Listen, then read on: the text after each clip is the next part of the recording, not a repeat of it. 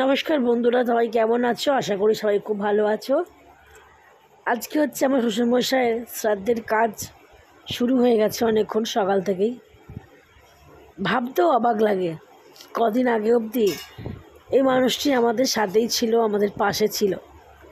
আজ আমাদের ছেড়ে অনেক দূর চলে গেছে, সেখান থেকে ইচ্ছা হলেও পায়ে ধরেও আনা যাবে না। সবারই মন খুবই খারাপ।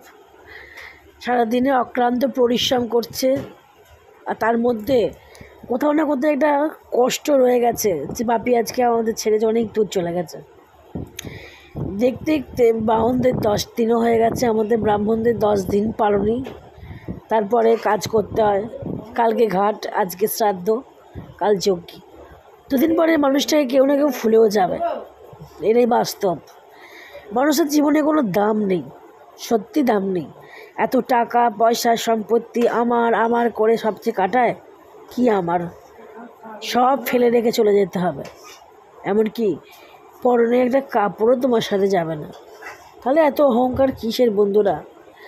আজকে আমাদের মাথার উপরে যে ছাতাটা সরে গেছে, আমরা বুঝতে পারছি আমরা কতটা অসহায় হয়ে পড়েছি।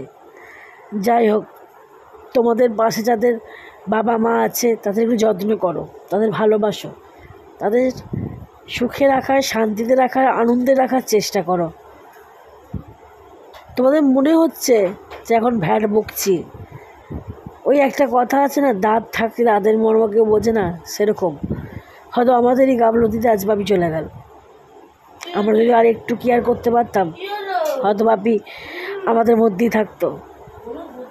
আর তো দাদাভাই কাজ করছে, বেশ কাজ আজ নিজের ছেলে করছে।